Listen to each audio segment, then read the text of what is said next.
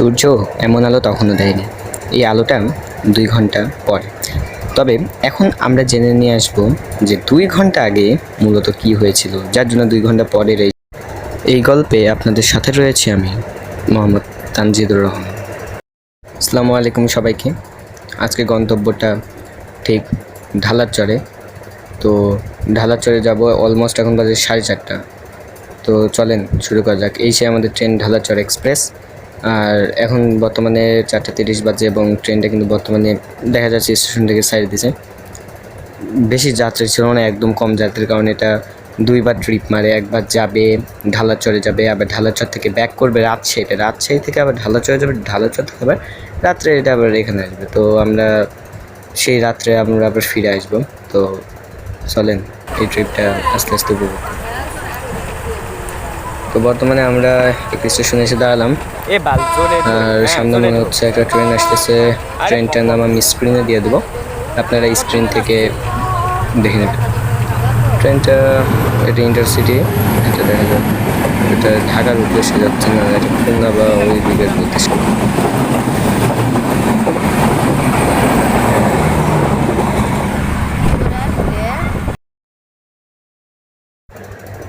তো এটা তো আপনারা দেখে নিলেন কোন ট্রেন ছিল। আর এখন আমরা আমাদের সেকেন্ড স্টপেজে আসছি, এটা সম্ভবত দাসুরি স্টেশন। তো এই ট্রেন 1 মিনিট সম্ভবত হোল্ড দিবে, তার বেশি দেওয়ার কথা নয়। যদি দেখেন সূর্য কিন্তু এখনও কিন্তু ওঠেনি। তবে ট্রেন কিন্তু নিজ গতিতেই যাচ্ছে এবং এই পরিবেশটা এতটা সুন্দর এবং ঠান্ডা ঠান্ডা ভাব রয়েছে। আমরা এর মধ্যে দিয়ে যাচ্ছি এবং আমাদের এরপরে স্টপেজ থাকবে টেবুনিয়া, তবে ওইটাকে আমরা স্কিপ করছিলাম। তারপরে আমরা পাবনা স্টেশনটাকে আমরা রাখছি। এই দেখুন এই ছেলেটা দাঁড়িয়ে আছে, মগা, হ্যাঁ ঠিক আছে, ভয় পাচ্ছে ওখানে দাঁড়িয়ে থাকুন যে ওই ট্রেনটা যাচ্ছে। তো অলমোস্ট আমরা এখন পাবনাতে এসে পড়লাম। পাবনাতে আসতে আমাদের অলমোস্ট 45 মিনিটসের মতো লাগছে। এবং এই কয়েকটা যে আমরা যাচ্ছি, যাওয়ার পথে সবচেয়ে বেশি এই জায়গাটাতেই যাত্রী থাকবে। এই জায়গাতে যেটুকু যাত্রী থাকবে এটাই মনে করেন অনেক, কারণ এত সকালবেলা অনেকে যায় না আসলে। ঢালার ট্রেনে সবাই ট্যুরে যায়, এরকম কোনো একটা ব্যাপার নিয়ে যায়। অতি প্রয়োজন ছাড়া কেউ এত সকালবেলা এই ট্রেনটা যায় না, কারণ এই পাবনাতে আসতে এদের প্রায় 5টা থেকে 5:15 মতো সময় লাগছে। এই এত সকাল কেউ আসলে যায় না, তবে সকাল হলে বাসে চলে যায়। তবে এখানকার মানুষদের জন্য সুবিধা হয়েছে এই রাজশাহীতে যাওয়া। তো এখন আমরা বর্তমানে এই পাবনা স্টেশন থেকে চলে যাচ্ছি। 5:25 রওনা দিয়েছিলাম পাবনা স্টেশন থেকে। খুবই সুন্দর আসলে আকাশটা যখন সূর্য যখন উঠতে চায় না, আপনারা কারা কখন ঘুম থেকে ওঠেন আমি জানি না, বাট আমি প্রত্যেক দিন প্রায় 5:15 দিকে উঠি। তো আমি আকাশের দিকে তাকাই, আমি ফার্স্টে আকাশটা যেদিকে সূর্য ওঠে পূর্ব দিকে তাকিয়ে থাকি। তো ওয়াও, দেখেন আপনারাই দেখেন কতটা সুন্দর। এখন কিন্তু সূর্য ওঠে নাই, সূর্য উঠলে যে কতটা সুন্দর লাগবে এটা আপনারা জানেন। আচ্ছা, অনেক বকবক করছে। আর হ্যাঁ, আরেকটা জিনিস বলে রাখি, এই যে এই ঢালাচর থেকে ঈশ্বরদী যাওয়ার এটার উপরে আমার আরেকটা ভিডিও আছে, কিন্তু এটা আমি উপরে আই কার্ডে দিয়ে দেবো। আর এটা হচ্ছে সেই রাঘবপুর স্টেশন। সো রাঘবপুর স্টেশনে একটা হল দিছিল 2-3 মিনিট না 1 মিনিটের মতো দিছে। তো কিছু সিনেমাটিক শট আপনারা এখন এনজয় এবং সংগুলো এনজয় করে থাকেন, ঠিক আছে। আর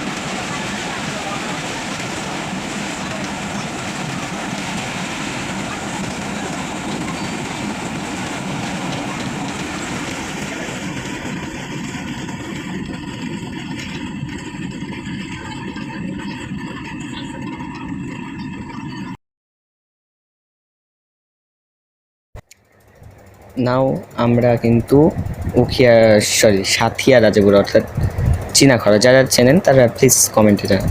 এবং এটা কিন্তু পাবনা ঢাকা হাইওয়ে, এটা কিন্তু পাবনা ঢাকা হাইওয়ে দেখে মনে হবে না, বাট এটাই সেই পাবনা ঢাকা হাইওয়ে। হ্যাঁ, মানে একদম খুব সুন্দর। আসলে আমি এই ভিতরে আগে কখনো যাইনি, আমি সাথিয়া রাজাপুর থেকে আগে ট্রেনে উঠতাম।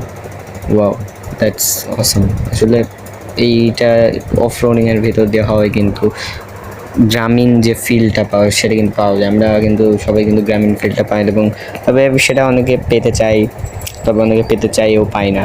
তাদেরকে বলবো যে আপনারা একদিন ঢালার চড়ে আসেন, আবার সেটাতে করে আপনারা ফিরে যান, তাহলে আপনারা গ্রামীণ একটা ভাইবস পাবেন। ঢালার জায়গাটা অনেক সুন্দর, এবং আপনারা যদি চান সেখানে একটা দিন পিকনিকও করতে পারেন। একটা ভালো একটা জায়গা দেখে, যদি আত্মীয় স্বজনের বাসা যদি থাকে যে, তাহলে আপনারা সেখানে একটা পিকনিকও করে নিতে পারেন ছোটোখাটো। আমার পাশে বসে এই মেয়েটা কিন্তু এখন ভয় পেয়েছে। দেখেন এই যে গাছগুলো যখন চলে আসলো তখন ও ভয় পেয়েছে, অবশ্যই আমিও ভয় পেয়েছিলাম। আমাকে যেহেতু ক্যামেরা দেখা যাচ্ছে না, আমিও ভয় পেয়েছি।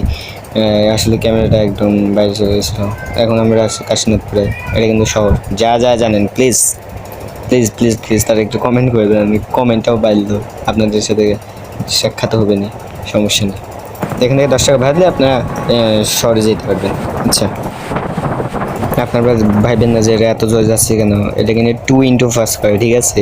ভয় পাই না, ভয় পাই না।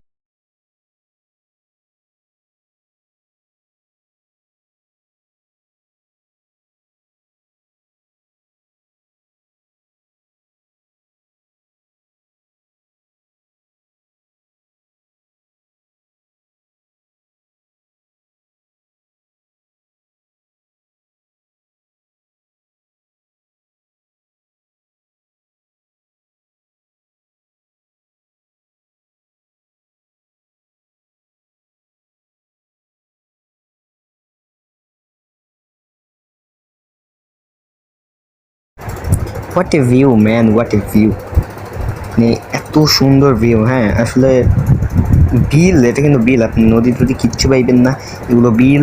এইসব এই জায়গাটাতে এরকম হয়ে থাকে। আপনারা ঢাকা যাওয়ার পথে কিন্তু চাটমোহর নামে জায়গাটাতেও কিন্তু এরকম ভাইবস পাবেন।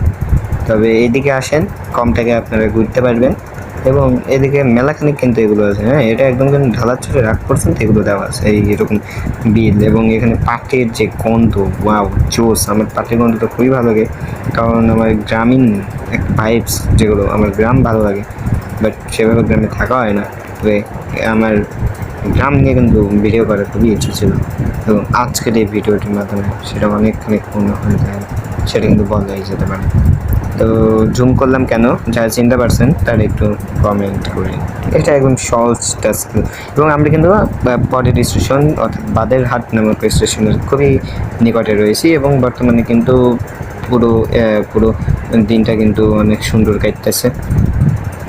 আর সামনে কিন্তু এটা যে রোডটা এখন আপনারা দেখতে পারবেন, এটা হচ্ছে সম্ভবত কাশীনাথপুর আর কাজিরহাট ফেরিঘাটের হাইওয়ে। এই তো দেখুন, এই তো এটা বেশি বড় না। এই তো আমরা এখন বাদেরহাটে চলে এসেছি। সো বাদেরহাটে একটা ছোটো স্টেশন, এবং এখান থেকে এটাই সেই লাস্ট স্টপেজ। আর একটি স্টপেজ আছে, সেটা শুধু ঢালাচ্ছে। তো ওইখানে যাই আপনার এসে যাবে। এই ভিউটা আপনাদের কাছে কেমন লাগছে?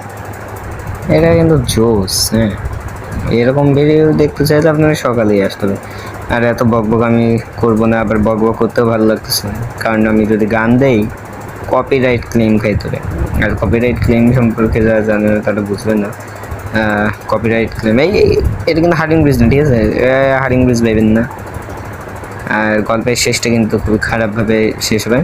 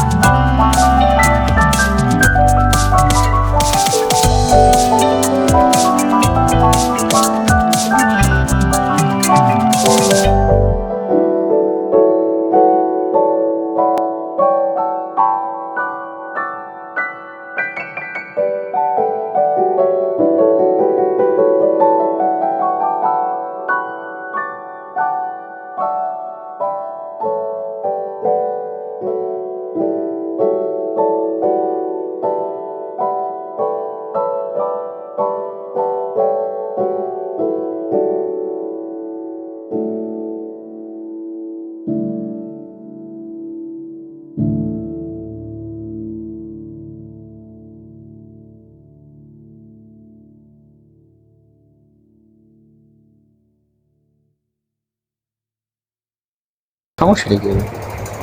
আর আচ্ছা যাই হোক কইলেন, আর আরেকটু ভিউ টিউ দেখেন, তারপর দেখা যাক কি হয়। কি ছিলে আমার বলো না তুমি, আছি তো আগেরই মতো এখনো আমি, কি ছিলে। Almost we are reached in Dhalachar. দেখেন কোন জায়গায় স্টেশনটা করছে, আসলে একদম গ্রামের মধ্যে, আসলে গ্রামের মধ্যে স্টেশনটা করছে। বুঝলাম না এই মেয়েটা হাত কেন বার দিচ্ছে কি, এই যে পানি নেওয়ার এই লাইটগুলো, এই ল্যাম্পপোস্টগুলো কি তৈরা কি নেবো নাকি বুঝতেছি। হ্যাঁ, মেয়েটার যদি কেউ চিন্তা থাকে না, কমেন্ট করেন, বুঝছেন, কমেন্ট করেন, আর কমেন্ট করে শিখেন, ঠিক আছে। আর এখন একটু ঢালাচ্ছে, আশপাশটা 30 মিনিটের মতো ব্রেক দেবে এবং আমাদের পৌঁছাতে অলমোস্ট 2 ঘন্টা 10 মিনিটের মতো লাগছে।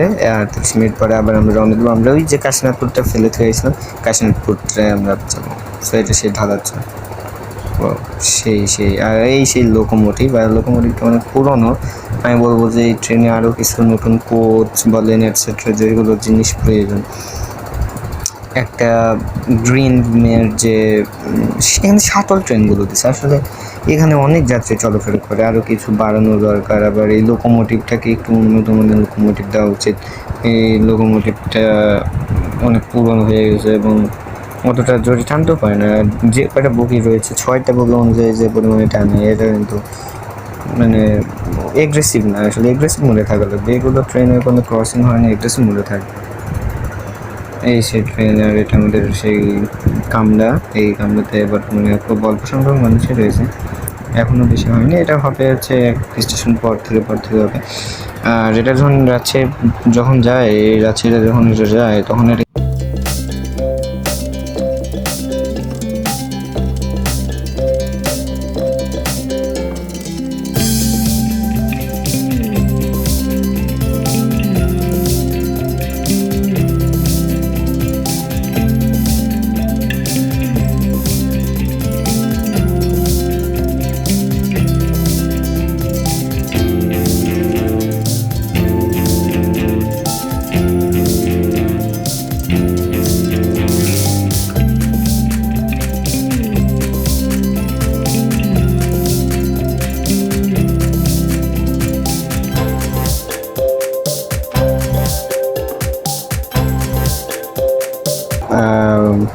ঢাকা পাবনা হাইওয়ে রোড, এখান থেকে আমরা হচ্ছে বাসাতে যাচ্ছি।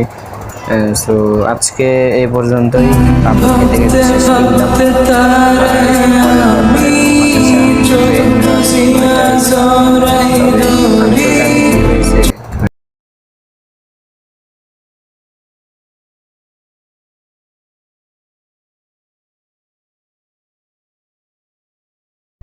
তো এখন কথা হচ্ছে আমাদের এখন এখানে কেন থাকার কথা, আমাদের তো থাকার কথা এখন বাসায়, অর্থাৎ ট্রেনে করে বাসে যাওয়ার কথা।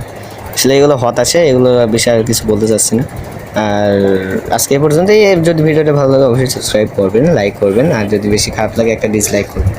তো thanks for watching this video, by.